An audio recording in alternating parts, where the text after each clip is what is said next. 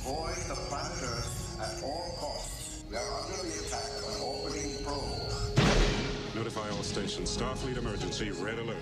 Earth is on the edge of destruction. We cannot survive unless a way can be found to respond to the probe. The key to saving the future Spock, you're talking about the end of every life on Earth. can be found only in the past. We're going to attempt time travel. Sulu, take us home. These are the voyages of the crew of the Starship Enterprise. Judging by the pollution content of the atmosphere, I believe we have arrived at the latter half of the 20th century. Stardate 1986. San Francisco. Our own world is waiting for us to save it. They have 24 hours Everybody remember where we parked. Break up. to complete their mission. You look like a cadet review. We will beam in tonight, collect the photons, and beam out. I want you all to be very careful. Without being discovered. We have an intruder. All right, who are you? You're not exactly catching us at our best. That much is certain. This is an extremely primitive and paranoid culture. What does it mean, exact change? Many of their customs will doubtless take us by surprise. We're ready for beam out. My transporter power is down to minimal. Got to bring in one at a time. You're from outer space. No, I'm from Iowa. I only work in outer space. Let's do our job and get out of here. Freeze! Take off, can you hear me? Freeze! I've lost it. Who are you? Admiral Clark! I'm coming with you. You can't. Our next stop is the 23rd century. Full power now, sir. Shields at maximum. Steady. Hold on tight, lassie. Can we make breakaway speed? That's all I can give you. Book 8. 8, good, 1. Book 9. Now. Star Trek IV, The Voyage Home.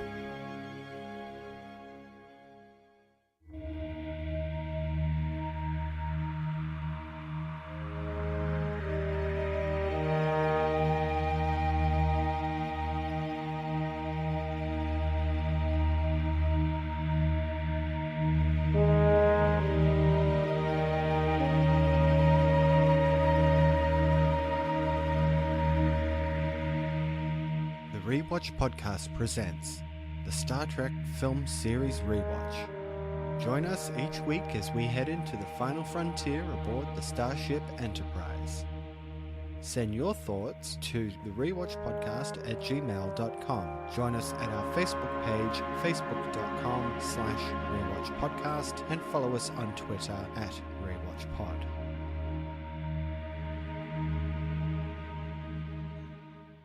Today we're discussing Star Trek IV, The Voyage Home. Starring William Shatner, Leonard Nimoy, DeForest Kelley, James Doohan, George Takei, Walter Koenig, Nichelle Nichols, Robin Curtis, Catherine Hicks, Mark Lenard. Directed by Leonard Nimoy again. Welcome back to the Star Trek film series Rewatch. I'm Cory. Can you point me in the direction of the nuclear whistles? And this is Nathan. And can someone please explain what exact change is? What is it? I have no idea. Yeah, it's Weird. I know, very strange, isn't it? How you doing, Nathan? I'm good, mate. How are you? Fantastic. Nice to be back in the cauldron. Oh, absolutely. And what a movie it is. Yeah. I'm actually really looking forward to getting into the discussion on this one because, I enjoyed this film. All right. Well, at the beginning, what's your history with Star Trek IV: The Voyage Home? I've actually got a bit of a unique history with this one because I kind of feel like I think I was 8 years old when this movie came out in 1986. To give like a bit of a background to my history, as I was kind of growing up, my parents actually owned a cinema. When they first bought the cinema, I remember Star Trek IV playing, and I remember The Color of Money playing as well. And it was kind of one of the first movies that kind of was screening at my parents' cinema as I was growing up. And so I remember kind of watching it. And this was always kind of the Star Trek film that my family would kind of go back to and watch from time to time and be able to kind of identify with. So from my perspective, this is actually a very important Star Trek film. And as I said before, I'm looking forward to getting into a deeper discussion about it because this is a good one for me. This one for me, honestly, I really didn't remember too much about it. I'd seen it once before, and it was almost like coming in afresh. This is obviously a very different tone to all the other movies so far. And, we'll get into it. But yeah, it was interesting going back to it with a fresh perspective. Shall we get into the synopsis for the people that may not be as familiar with Star Trek as others? This may be a little involved, but go with me here. It's 2286, and a large cylindrical probe moves through space, sending out an indecipherable signal and disabling the power of ships that it passes. As it takes up orbit around Earth, its signal disables the global power grid and generates planetary storms, creating catastrophic sun-blocking cloud cover. Starfleet Command sends out a planetary distress call and warns starships not to approach Earth. Now, back on Vulcan, the former officers of the USS Enterprise are living in exile after the events of Star Trek III. Accompanied by the Vulcan Spock, still recovering from his resurrection, the crew, except for Savick, who remains on Vulcan, takes their captured Klingon bird of prey starship and heads to Earth to face trial for their theft and destruction of the Enterprise. Hearing Starfleet's warning, Spock determines that the probe's signal matches the song of extinct humpback whales, and that the object will continue to wreak havoc until its call is answered. The crew uses their ship to travel back in time. I mean, that's a logical place to go, via a slingshot maneuver around the sun, planning to return with a whale to answer the alien signal. Arriving in, of course, 1986, the crew finds their ship's power drained. Hiding the ship in San Francisco's Golden Gate Park using its cloaking device, the crew split up to accomplish several tasks. Kirk and Spock attempt to locate humpback whales, while Scotty, McCoy, and Sulu construct a tank to hold the whales they need to return to the 23rd century. Uhura and Chekhov are tasked with finding a nuclear reactor whose energy leakage will enable the ship's power to be restored. Kirk and Spock discover a pair of whales in the care of Dr. Julian Taylor at a Sausalito museum and learn that they will soon be released back into the wild. Kirk tells her of his mission and asks for the tracking frequency for the whales, but she refuses to cooperate. Meanwhile, Scotty, McCoy, and Sulu trade the formula for transparent aluminum, or aluminium, depending on which way you want to say it, for the materials needed for the whale tank. Uhura and Chekhov locate a nuclear-powered ship, an aircraft carrier named Enterprise. They collect the power they need, but are discovered on board. Uhura is being back, but Chekhov is captured and severely injured in an escape attempt. Taylor learns the whales have been released early and goes to Kirk for assistance. Taylor, Kirk, and McCoy rescue Chekhov and return to the now recharged bird of prey. After transporting the whales aboard the ship, the crew returns with Taylor to their own time. On approaching Earth, the ship loses power and comes down in San Francisco Bay. Once released, the whales respond to the probe signal, causing the object to reverse its effects on Earth and return to the depths of space. All charges against the Enterprise crew are dropped, save one. A punishment for disobeying a superior officer, Kirk is demoted to the rank of captain, and the crew departs on their new ship, the newly christened USS Enterprise NCC-170A, which leaves on a new mission. You did really well then, actually. That's not too bad. Yeah, it was good. It was good. I mean, once again, it's a reasonably kind of complex story, but I think as the story kind of unfolds, it all happens quite naturally and feels where it should be, if you know what I mean. Well, let's get into a bit of trivia on this movie. So we have a late November release for this. This is November 26th of 1986. So they're changing it up in release date again. They're going back to about the period that the first one, the motion picture, was released, coming up on Christmas time. So interesting that they would shift it from a big summer blockbuster release, don't you reckon? And this is 2.5 years after Search for Spock, which I believe was released in, I think it was June 1984, if I remember rightly.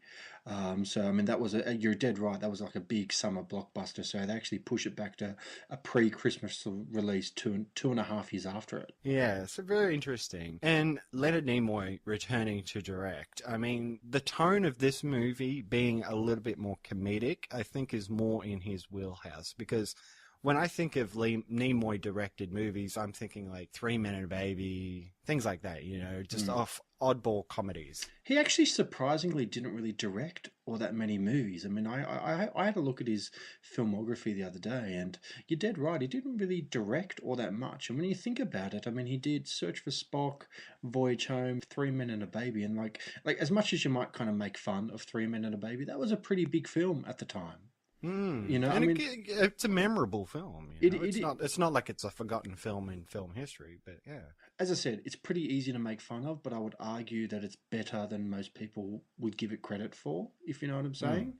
So the fact that he really didn't make all that much. I mean, I'm looking at it now. I mean, after 3 Men and a Baby, he made a movie called The Good Mother, another movie in 1990 called Funny About Love, and another one in 1994 called Holy Matrimony, which actually has Patricia Arquette in it, and Joseph Gordon-Levitt, of all people, is in it too. But after 1994, he really didn't do much that's kind of worth mentioning. I think he made one episode of a TV show in 95, but after that, as far as director credits are concerned, there's nothing.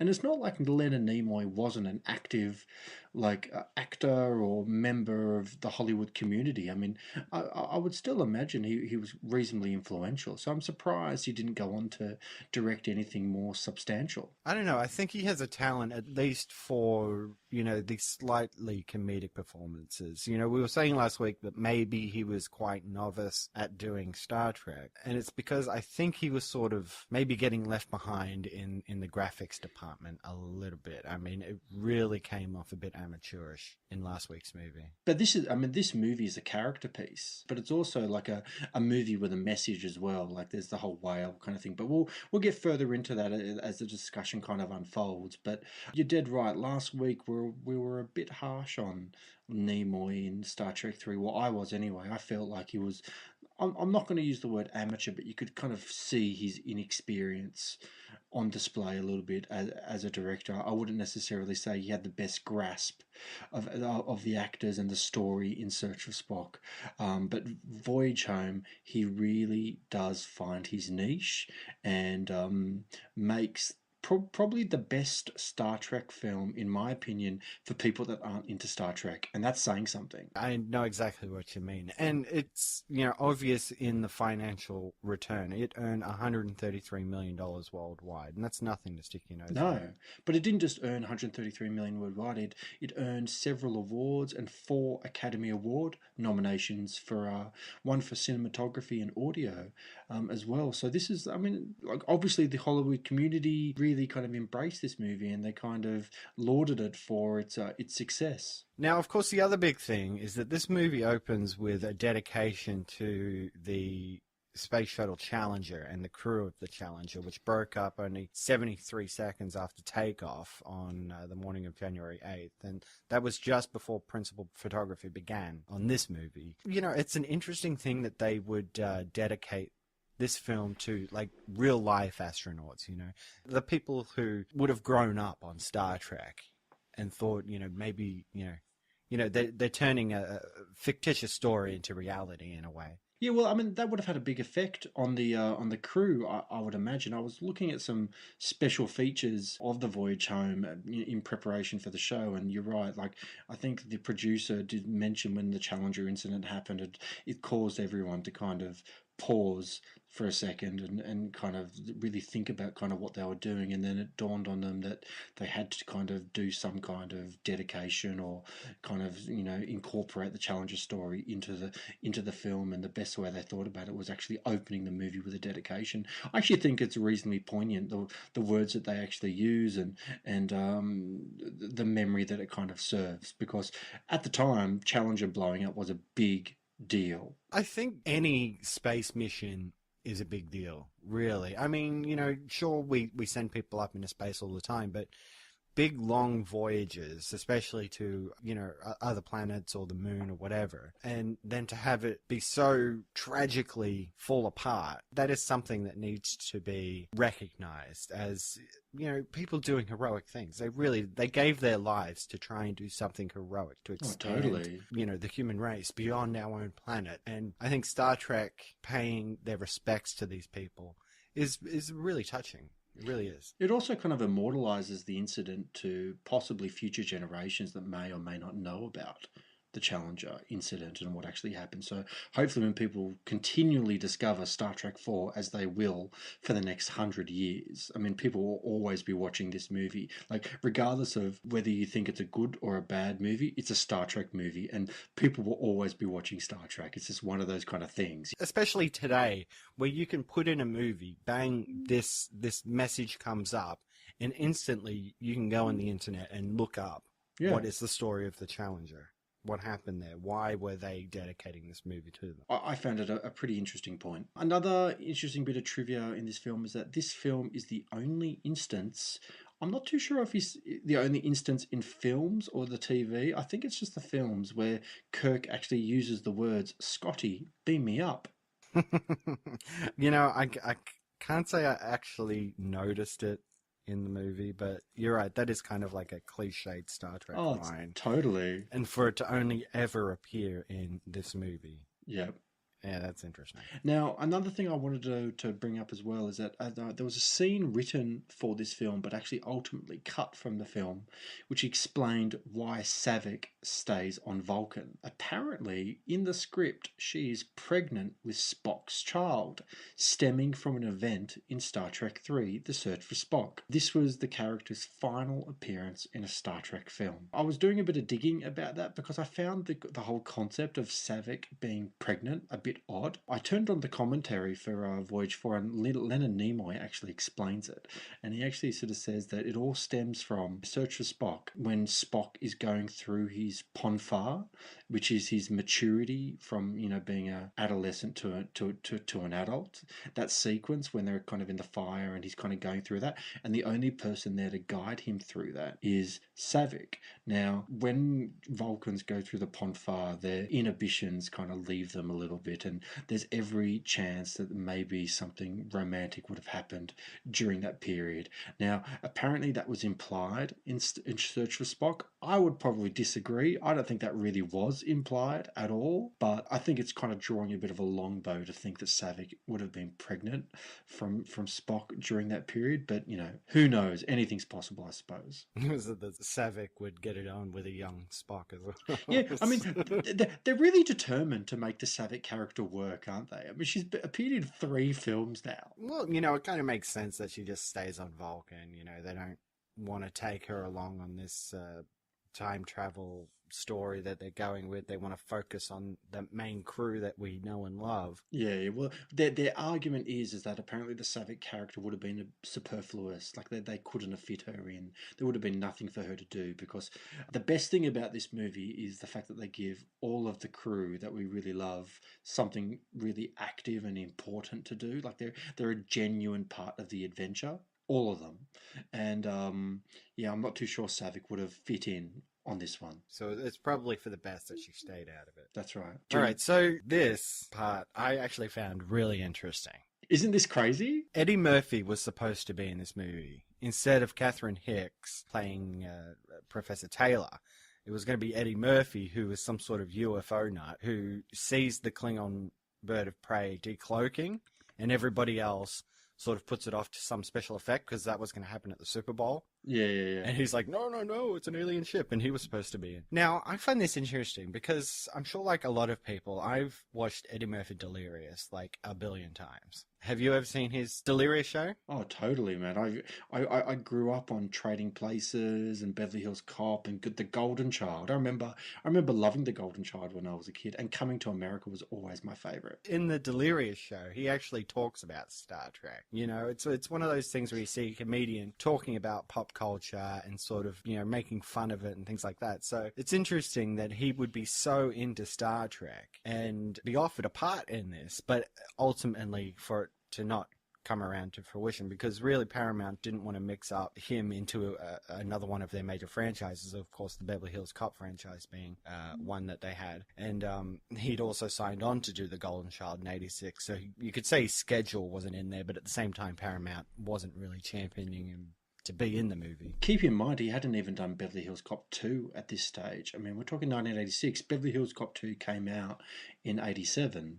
So, I mean, and from what I understand, Beverly Hills Cop was an enormous success. I mean, Eddie Murphy was not a co-star. He was the star of the movie. He was, and, Beverly Hills Cop had franchise potential, so you could see where they were going with that. They would rather put Eddie Murphy in more Beverly Hills Cop movies than have him come over into an already established franchise. Yeah, no, you're right.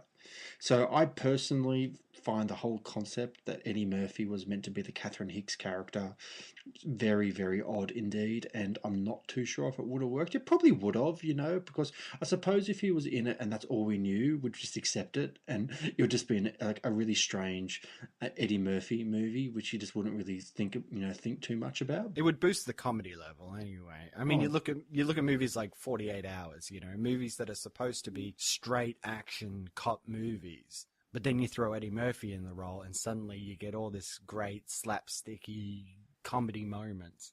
Oh, totally. I'm kind of glad the role went to Catherine Hicks, because I actually think she does a very good job. Another seventh Heaven star. Yeah, I know. In a Star Trek movie. I know. So Catherine Hicks and Commander Decker, they're the ones that are married in the future in Seventh Heaven, aren't they? Yes. So anyway, I did find it interesting. Another person that was meant to be in this movie, apparently Susan Sarandon, was actually considered for the role of Dr. Gillian Taylor, which is the character played by Catherine Hicks as well. So again, I could see Susan Sarandon doing that role. Absolutely.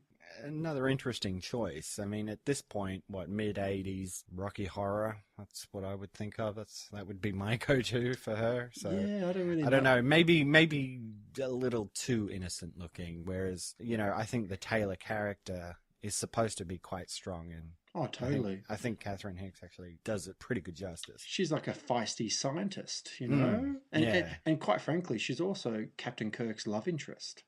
Yeah. She's scrappy, Totally. The kind of chick that Kirk would go for. Yeah. I mean, I'm just looking at Susan Sarandon, and she made a whole bunch of movies, man, between then and kind of 86. Not a lot of them that I've kind of heard of, but that's okay. It's all good. Anyway, so I think that's about it for trivia. All right. Well, let's get into the main discussion. The movie starts with this probe thing coming to Earth, and it's emitting a weird signal. Did you, in a million years, think that this was what it was, explained to be? It's a bit of a strange concept, isn't it? It's a bit odd, because the film kind of actually, to be truthful, the film doesn't open with the trial of Kirk. We're still kind of wrapping up storylines from Search for Spock, and it opens up with the trial, and once again they're actually watching the previous movie on a screen in the movie itself of the voyage home. It is strange to think, how did they get that's the right. footage of the Enterprise being destroyed? Yeah, that's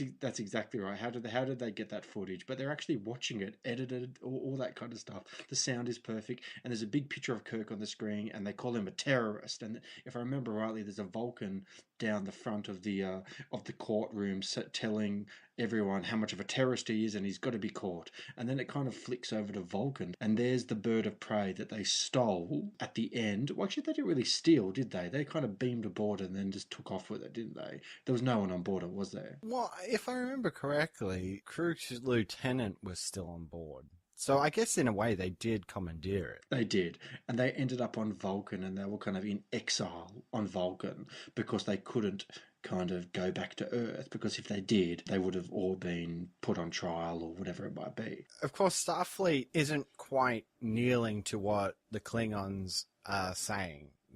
They say that, he won't be trialed as a terrorist or anything like that. He will be reprimanded for his actions, of course. But you cut to Kirk and the crew, and they are quite prepared to return to Earth and stand trial for their actions. They do a vote, doesn't it? Doesn't Kirk kind of do this big kind of, we've all got to be men kind of speech and go and face our responsibility, but at the end of the day, it's a choice that you all have to make, and they all kind of, stoically look at him and kind of go, yes, we'll go back to Earth and face the consequences. We are getting a little ahead of ourselves, but there is this large cylindrical probe that's actually moving through space, and it ends up in Earth, and it's actually emitting some kind of signal that's causing all of the functions of Earth kind of go into chaos, and they don't quite understand what it is, do they? The interesting thing here is that you are expecting that this is going to be the big bad of the movie. Because we've always had a big bad in all these movies. You know, in the motion picture, it was V'Ger. In The Wrath of Khan, it was Khan. In Search for Spock, it was Crew. So we need a major bad. This isn't really a big bad. This is just a probe. Yeah, you're right. That's exactly right. It's a probe that is just making some kind of weird signal that the powers that be don't really quite understand, do they? Exactly. So, you know, it gets to Earth, and yeah, it's wreaking havoc, it's causing this cloud cover, so Earth can't survive without the sun, and all of their mechanics are failing, they can't use ships, they can barely get out a distress signal, and Kirk and crew, I guess, you know, being that, yeah, they're on their way back to Earth, but they don't quite get so close that the probe shuts down the bird of prey. That's right. So I think they get a distress warning for anybody approaching Earth from Starfleet as they're in the bird of prey heading towards Earth, and the warning message is the president in these weird looking robes that he's wearing, sort of saying, "Don't come near Earth. There's all this stuff happening. If you are thinking about it, turn away." And they do hear the sound that the probe is making, and this gives them the opportunity to investigate. You know, unlike the people of Earth or any of the nearby starships, they have enough power that they can sort of look into it a bit deeper. And well, more importantly, it gives something for Uhura to actually do. Within a few minutes of the movie starting, she's already got like an important role because she's in the bird of prey, and they're zooming towards Earth. They get their distress call. They hear the sound that the probe is making, and it gives her, like, she has to like decipher it, doesn't she? Well, they surmise that the signal is actually being pointed towards Earth's oceans. Yeah, that's right. Rather than land. And, you know, I think it's interesting that they make the point that it's the arrogance of man to think that they are the smartest beings on planet Earth. You know, why would the probe necessarily be trying to communicate with them? And that leads us to the idea of humpback whales, that for some reason whales use their whale song as a means of communicating across the galaxy. Yes. Which is odd. Well, again, I was doing a bit of research into this because I found it a bit odd, but Nimoy was kind of discussing how humpback whales have the ability to kind of communicate with each other from extraordinarily long distances, like on Earth I'm talking, through songs, and they can sing songs simultaneously, like in unison. No one quite understands how or why this actually occurs. So I'm assuming that it's taking that concept and just expanding on it. Spock? As suspected, the probe's transmissions are the songs sung by whales. Whales? Specifically, humpback whales. That's crazy. Who would send a probe hundreds of light years to talk to a whale? It's possible. Whales have been on Earth far earlier than man. 10 million years earlier, and humpbacks were heavily hunted by man. They've been extinct since the 21st century. It is possible that an alien intelligence sent the probe to determine why they lost contact. My God. Spock, could the humpbacks' answer to this call be simulated? Sounds, but not the language. We would be responding in gibberish. Does the species exist on any other planet? Negative. Humpbacks were indigenous to Earth. Earth of the past. Well, we have no choice. We must destroy the probe before it destroys Earth. To attempt to do so would be futile, Admiral. The probe could render us neutral easily. We can't just turn away. There must be an alternative. There is one possibility, but of course I cannot guarantee success. We could attempt to find some humpback whales. You just said there aren't any, except on Earth of the past. Yes, Doctor. That is exactly what I said. Well, in that case... Now wait just a damn minute. Spock, start your computations for time warp. Bones, you come with me.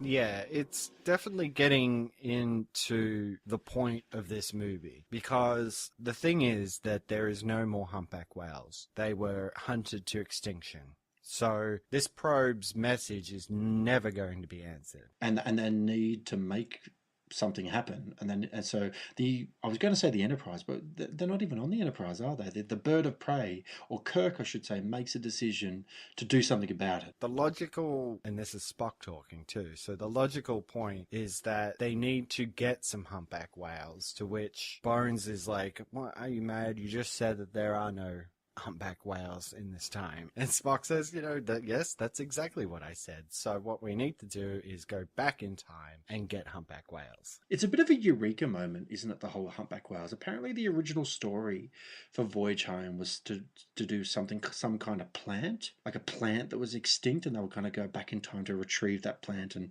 fix something. But when they actually came up with the idea of humpback whales, it was a bit of a eureka moment, because it kind of, it places like an importance upon all our kind of sensibilities to what's important, if you know what I mean. I mean, the whole idea of extinction and whales, it's very theatrical. It's very much like a big screen kind of thing. So it's a nice kind of plot point that they kind of came up with that. And they really drive this message home. It is really trying to tell us that this is happening, and it's going to continue happening. And it's interesting that this is the plot, because this is still a big issue today. And, only in the last year or so have anti-whaling laws been passed in certain parts of the ocean that fall into even our country's territories. We no longer let the Japanese do whaling in Australian waters. They keep justifying it through scientific research. It's craziness. Like how it's still like a thing is beyond me. But like anything, unfortunately, and I don't want to get too far into it because it opens up a bit of a can of worms. But when there's money to be made, unfortunately, common sense goes out the window sometimes. So it is what it is. This is the idea. This is the plot. So we're going to go with it. We're going to do time travel. Yes, which is always fraught with problems. But I don't know, man. I think sometimes you're just going to kind of leave your brain at the door a little bit when it comes to time travel a bit, and just accept it and just move on. And this is also going to save on the film's budget. Oh, yeah, totally. But you know what? It works so well. I think it does anyway. So after Uhura discovers that it's a whale song, and they need to kind of get whales, the crew then uses their ship to actually travel back in time via a slingshot maneuver around the sun, which they don't explain at all. It just happens really, really quickly. Like, if I remember rightly, Kirk and Nimoy and Bones are all talking, and they're trying to work out what to do, and Bones looks at Kirk and he says, "You're not thinking about," and Kirk kind of looks at him and just goes, yes I am. And next thing you know, they're flying around the sun, and they're kind of going back in time. Just a quick thing. Spock, I can program Yes. From memory, that's all. Yeah, that's right. And off we go. This is a guy that died 2 films ago, got brought back from the grave, in the last film, and got back all these thoughts from Bones. But at least they tie that into it as well. Totally. Where they're a bit apprehensive. They're like, are you sure? You literally just came back from the dead. That's and for some reason, like Nimoy is in this really strange outfit, like these long flowing robes with these huge kind of arm things. You know what I mean? And isn't his reasoning why he comes from Vulcan? That's right. And they go, "Oh, sorry, Captain, I've seemed to have misplaced my my uniform." That's his reasoning for wearing that ridiculous outfit, but that's okay. And of course, if he's going to go out and interact with the locals, then he needs to hide the fact that he is an alien. So, simple fix, all right? Tear off a bit of the garb. Yeah, that's right. Wrap it around my forehead. We're good. Let's totally go. Good, and that's it, man. That's their only kind of reasoning. I mean, if that was kind of today Star Trek, they would have done some makeup effect or some special effect to hide his ears somehow. But the fact that he just tears something off and puts a headband on is hilarious. This is where hilarity ensues. Well, that's what I was going to say. I think that's kind of one of the first moments of the film when you really start to realize that this is going to be a bit of a different Star Trek film because it's very funny. I think it is anyway. Yeah, and they touched on a lot of repercussions of time travel theory. There's all this kind of stuff about, you know, if you're going to go back in time and you're going to interfere, you're going to change things. So when they address it, they kind of just laugh it away. You know, we need some money, so Kirk is going to go and sell something. And it was actually a present from Dr. McCoy. Which he received in the last movie, wasn't it? The glasses, wasn't it? Something like that. Yeah, something like I kind of vaguely remember the glasses. When he pulled them out and showed up to the pawn shop, it looked reasonably familiar. When they're trying to find things, they walk past a big advertisement for the Yellow Pages. It's quite funny seeing these people from the future sort of try to interact with the people of today. Oh, totally. They get into the whole thing about how people talk. Spock calls out about how the language appears to have changed. Even though it's the same language, it's different somehow. Yeah. People swear at each other, and it's quite funny. But the thing I like about this, because like you're right, they kind of show up in town, they work out that they need to get money, he pawns his glasses, he then distributes all the money to all the people, which I can't imagine would be that much. I think he only got $150 for it or something like that. And he actually goes, okay, I think if I remember rightly, Uhura and Chekhov have to go and find a nuclear, something to do with the ship. The ship has kind of been drained and they need to kind of repower it somehow, and they need some kind of nuclear vessel. I guess they can extract the nuclear energy quite readily. You know, they've got futuristic devices that just helps them absorb the energy, and bang, they've got it. And even that's quite funny because Chekhov is like walking around asking people where the nuclear vessels are. Which was all improvised, apparently. That whole sequence. And then apparently there's a woman that walks by that sequence that just stops. Apparently they were all extras and they weren't meant to say anything. But somebody that wasn't an extra wandered through the set somehow, which makes no sense to me. So it must have been a very small crew. And when Chekhov went up to her and said, do you know where the nuclear vessels? She actually stops and goes, oh yeah, I think they're over at Alameda. I think it's that way. And then when they realized that it was a really great moment and they were going to keep it in, they actually had to run down the street and get a clearance off her because it was never meant to happen. It was totally improvised. But they'd have to pay her as well. Oh, she said something. I imagine she would have got paid totally. So yeah, so Uhura and Chekhov are off getting the nuclear energy. Bones and Scotty need to get the materials to build some kind of tank in the bird of prey that they actually store the whales, because Kirk comes down to go and see Scotty before they set off and actually goes, do you think this area can contain a 50 or 60 foot creature? And Scotty, in his usual kind of style, kind of looks at him and goes, well, perhaps it could, but it'll need A, B, C, D, and E, if you know what I mean. So obviously that's his job, isn't it? Super funny stuff, because they go and see these manufacturers. I guess there's some sort of like polymer manufacturers, and they give him the formula for transparent aluminium. Again, they talk away the repercussions of time travel because they say, you know, oh, really, should we be giving this to him? We're advancing technologies. Yeah. And Scotty just says, for all we know, he invented the thing, so whatever. His interactions with the computer were really funny as well. Hilarious. You need to use the keyboard. Oh, a keyboard. How quaint. And then does he start like talking to the computer? Like he picks up something and starts talking into it. He goes, computer, you know? Yes, that's right. He's trying to talk to it. So he shows him the mouse. So he picks up the mouse and tries to talk into that. I still don't quite understand how he created the formulas and stuff. Like it all happened really quickly, didn't it? But again, I think if you think about it too much, it hurts your brain. So probably best just to leave your brain there a little bit and just accept it and move on. It works. It does. But of course, you know, the big point of the movie is that they find a couple of whales. They were thinking, oh, well, let's look it up in the Yellow Pages. But by happenstance, there happens to be a couple of humpback whales that had drifted into the bay and are now being kept at a nearby museum. I love that it all happens so kind of coincidentally. Like they're standing there talking. I think Kirk and Spock are talking. They're going, how are we going to find these whales? We need to work it out. And I think Spock tries to go over to a map and goes, oh, let me start here. That would be logical. And then out of nowhere, a bus shows up in the background with 2 pictures of a whale saying, come and see George and Gracie at the Sausalito Museum and meet our whales. And kind of Kirk Kirk kind of taps Spock on the shoulder going, I think we need to go to the Sausalito Museum in such and such. And Spock goes, well, how do you know that, sir? And he goes, just because I do. And next thing you know, they jump on the bus, and there's the exact change line is there, isn't it? So you need exact change. It's like, well, what's exact change? I don't know what that is. Which is funny, because later they do get a bus. Yeah. And they manage to get on it just fine. Oh, totally.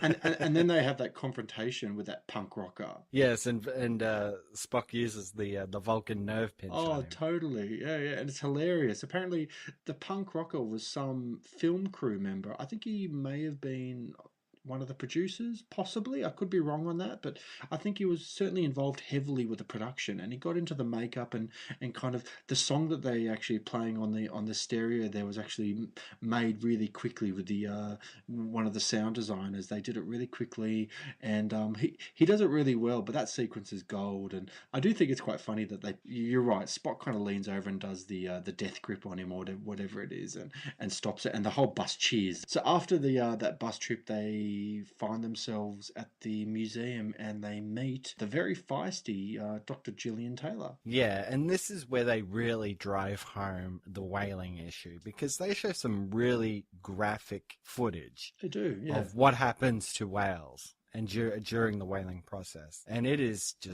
brutal. It shows you just a full deck of a ship filled with whales that have just been gutted. You know, they really want to drive home how absolutely terrible whaling is and how almost unnecessary it is. Oh, totally. Also kind of how important it is to kind of, sustain them and actually stop it all. And I mean, when I said before that this is a movie with a message, I mean, I really wasn't joking. It's absolutely a movie with a message. And like, we actually think about it, there's not much violence. I mean, there's violence towards the whales, and you're right, it's very, very graphic, but the big bad in this movie is also our, humanity's kind of ignorance towards whales and our drive to extinct them almost, if you know what I mean, and to stop that ignorance kind of being on display. That is the big bad in this movie. It's not the probe at the start of the film that's harassing Earth. It's getting those whales to the 23rd century so we can speak to the probe, but also sustaining the humpback whale's existence. We're not fighting anybody here. We're accomplishing a mission and, in a sense, righting a wrong. Oh, totally. So it's worthwhile, and while they're at the museum, they need to figure out how they can take these whales with them, because, hey, that's awesome. They're right here, they're contained, and we can just beam them up. I think it's fair to say, too, that Dr. Taylor is very, very... she thinks Kirk and Spock are really weird, because there's a great sequence, actually, as they're going through the museum. Spock disappears for a couple of minutes, and Dr. Taylor is giving a talk to all the tour members, and in the background, in the tank, Spock is actually in the tank. Yes, and he's decided he'll go and mind meld. That's right, with the whale, which is with the whale. Which is hilarious. And of course, Dr. Taylor is not happy at all that someone has just jumped into this whale tank. I'm kind of surprised that she just let them go. Like, man, if that happened today, there would be police there. It would be like on, in all the papers. It would be like an incident, if somebody jumped into a tank with a whale like that, it'd be crazy. Yeah. This just leads to even more convenience. I mean, it's convenient enough that there just happens to be two whales here. But the other thing is that the museum wasn't even expecting to have two whales at the museum, yet somehow they've built an entire tank with an underwater display area and everything, and they're actually going to get rid of them. Because they can't afford to feed them, to keep them anymore, and things like that. So yeah, it's kind of convenient that these water tanks would be right there. Is that actually the reasoning for them to get rid of the whales? Because the whole premise of the movie is you're right. We're letting them into the wild, but do they actually say that I kind of get the impression they're letting them into the wild because they have to. Almost, because it's like their time in captivity is up, and they kind of, in some ways, they need to kind of survive on their own now. Yeah, I think that's kind of what they're trying to do, is that they are going to be let go into the wild, and that means that they are, just like any other whale, going to be at the mercy of the hunters. Mm. And that's why Dr. Gillian Taylor is so opposed to it, because she's grown close to them, she's kind of raised them from calves. Oh, totally. So And she doesn't want to see them go. as I said before, she's very, very skeptical of Kirk and Spock, and it's only when she kind of bumps into them randomly on the street, which is really strange because San Francisco is a big place. I'm surprised she just runs into them randomly, but that's okay. And I think they're kind of in her kind of ute or whatever it is, and I think Spock actually reveals to Dr. Taylor that Grace is pregnant. And it's only then that Dr. Taylor kind of realizes that there's something up with these two guys. How on earth does Spock know that? No one knows that. You're not one of those guys from the military, are you? Trying to teach whales to retrieve torpedoes or some dipshit stuff like that? No, ma'am, no dipshit. Well, good. That's one thing I would have let you off right here. Gracie is pregnant. All right, who are you? And don't jerk me around anymore. I want to know how you know that. We can't tell you that. But if you let me finish, I can tell you that we're not in the military, and we intend no harm towards the whales. Then what do you In fact, we may be able to help you in ways that, frankly, you couldn't possibly imagine. Or believe, I'll bet. Very likely. You're not exactly catching us at our best. That much is certain. I have a hunch that we'd all be a lot happier discussing this over dinner. What do you say?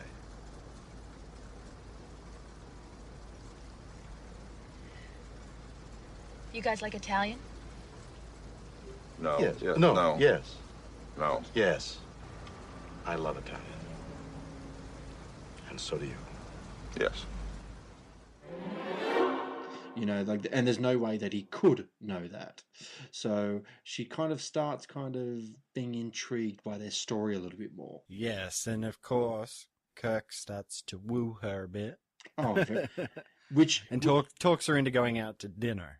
Yeah, that's right, which I understand Kirk actually quite enjoyed. I think Shatner was actually a little aggrieved that he wasn't given many opportunities in the previous 3 films to woo space women and whatnot. So I think he actually quite enjoyed the opportunity to have a go anyway. And he clearly does, doesn't he? Like he's flirting here, isn't he? And also too, let me just say right now that the prime directive goes out the window in this movie. It doesn't really get spoken about that much, does it? I think the odd thing is that they actually landed the Klingon warbird on Earth, even though it was cloaked. I mean, it was right in the middle of the park. Like, yeah, I know. And they were there for a couple of days. So how nobody ran into it before, I don't know. She runs into it later. She does. Like, she walks, or she's running towards it and runs right into it. Wasn't the ground on the park like sunken as well? Like you could see like an outline of the ship on. Yeah, the park. they even landed on a trash can and squashed that down. But again, this is all like, budget saving stuff, isn't it? Yeah.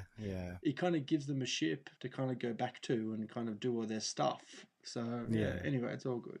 And it does lead to yet another comedic moment is when Kirk takes her out to dinner and he's trying to explain what his deal is, that he can save the whales and actually take them somewhere where they'll be safe from the hunters. Yet he's still trying to hold his cards close to his chest as well. And, they order some food, it's coming over, and he can't pay for it. And she says, well, I guess they don't have money in the future. And he says, well, no, they don't. We don't, yeah. There's no money there at all. And isn't there like some weird sequence where they're ordering food and he doesn't know what to order and he's like, I'll just have what she's having. Yeah, she orders like some wacky pizza. And Yeah. Yeah, just make that too. Yeah, that's it. Let's just make this easy on ourselves. So you're right. Kirk has kind of explained to Taylor that we could take the whales to somewhere safe where they'd never be hunted and they'd never have anything to worry about.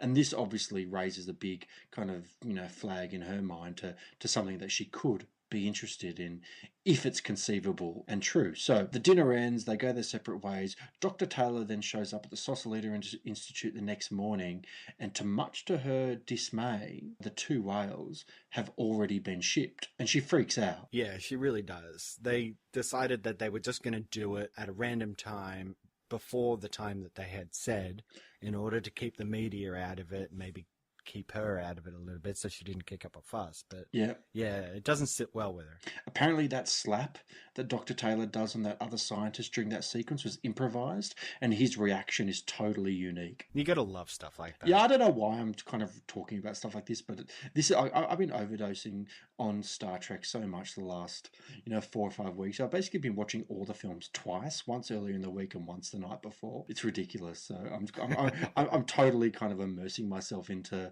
the Rewatch series right now. And this is pretty much where she goes full on board with Kirk, because she runs down to the park. She thinks that Kirk and Spock are just hanging out in the park or something, like homeless dudes, because they always say, like, we'll just be right here. We'll be in the park. They're not telling her about the ship.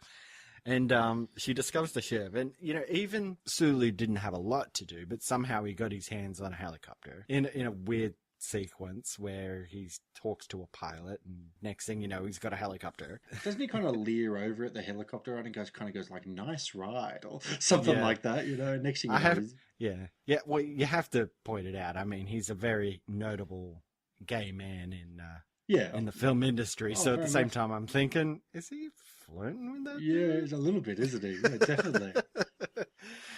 But yeah, so he's got this helicopter, and there's this really off-putting effect of Scotty sort of popping out of the top of the cloaked ship as they lower the transparent aluminium down into it. And it just looks a bit dodgy. I know. I know it's a 1986, but that was a dodgy effect. But yeah, you're right. It is dodgy. But you know what, man? And I've said this like 1,000 times. Like when you're watching a movie, all you have to do is accept it. It doesn't have to be perfect. The effect, obviously, it's great, but like the fact that you just accepted it and you just moved on to the next sequence is fine. And this is it. They just let her in. Oh, totally.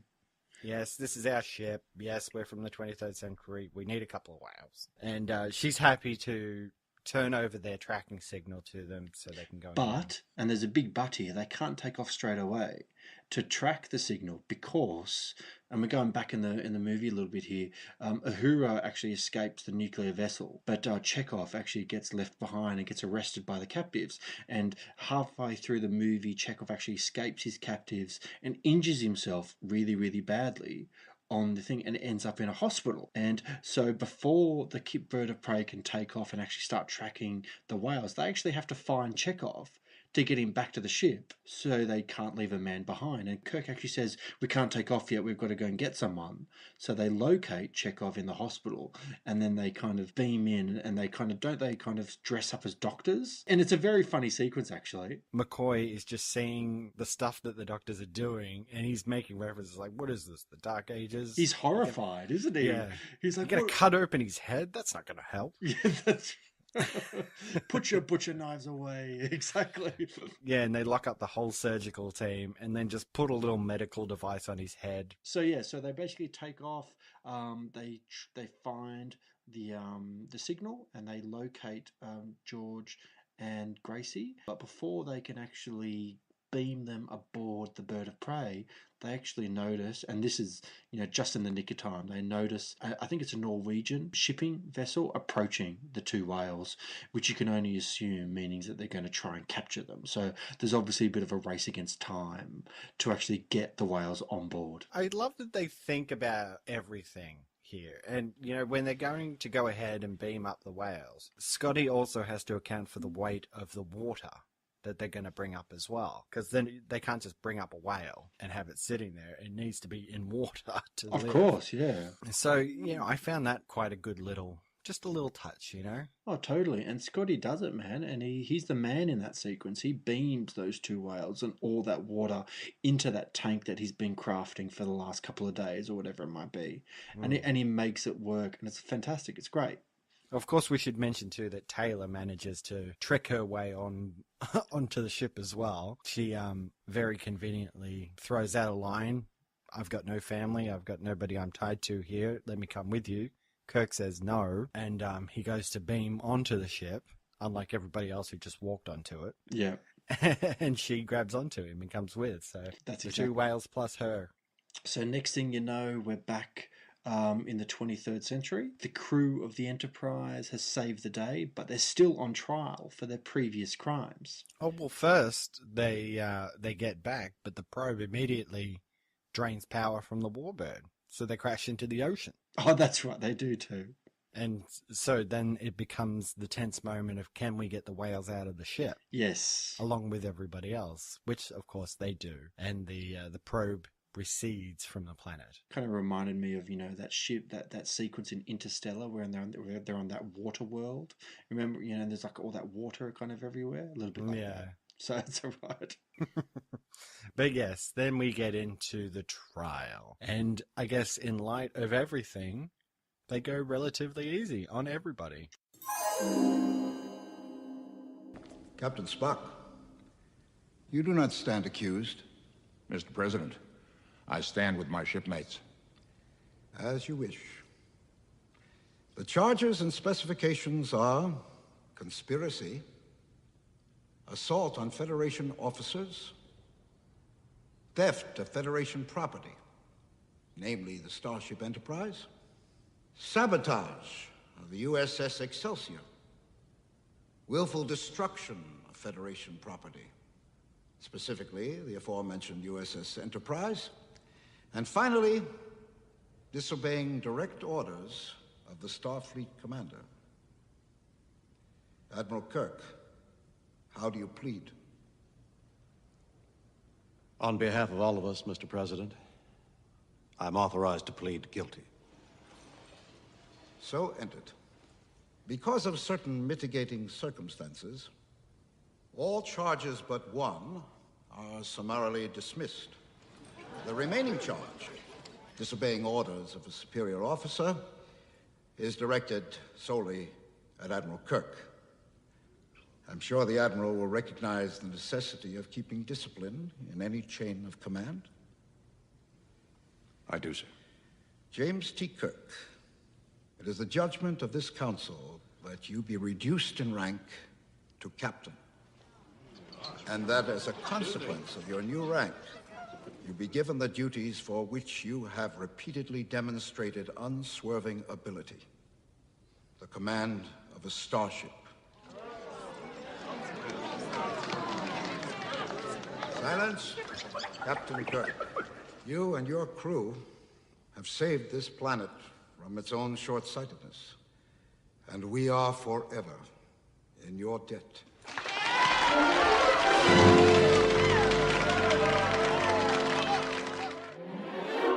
And they actually demote Kirk. I think they get rid of every single charge except for one, which is disobeying a superior officer's direct orders, and which only stands for Kirk. And they actually demote him from being an admiral to a captain, and to actually give him a starship again. So nothing really happened to him. Yeah, and this is a good thing. If you remember back when we were talking about the motion picture, I said that I found it quite unusual that Kirk was an admiral because he was so iconically Captain Kirk. Oh, yeah. And it's almost like writing that, for the movies, for the coming movies that they're going to do. We're going to get Kirk back to being a captain. We've weaseled him into the role of captain in these 4 movies. Oh, totally. But now he actually is a captain again. And all's well that ends well. They've actually rebuilt a new Enterprise. So That's he can right. go ahead and captain that. I think this film actually, it's kind of nice that there's not much talk about the Enterprise in this movie, is there? It's really all about the crew. They really don't mention it all that much. I mean, the only time they do mention it is that the name of the nuclear vessel that Chekhov and Uhura visit is called the Enterprise, isn't it? Yeah. Yeah, that's it. But generally speaking, it's not like a space adventure that's anything to do with the ship, which they spent so long in the motion picture talking about, and maybe not the other films so much, but certainly this one they've avoided it totally. But at the end, you're right, they do a big kind of shot of the newly christened USS Enterprise NCC 1701A, and then it leaves on a new mission. So yeah, and of course this is going to tie in quite nicely with the upcoming series, because I think about this time we're getting close to the launch of Star Trek The Next Generation, and that is of course going to be the D. Oh, totally. Yeah. So, that idea is now being passed through into new incarnations of Star Trek, new versions of the Enterprise moving forward. Well, Star Trek The Next Generation launched in 1987, and from what I understand, the promotion of Next Generation was actually used during Star Trek IV, The Voyage Home. So it was very much in the pipeline. Things were happening behind the scenes big time to get Star Trek back to TV. It is all playing in very nicely. Totally. So there you go.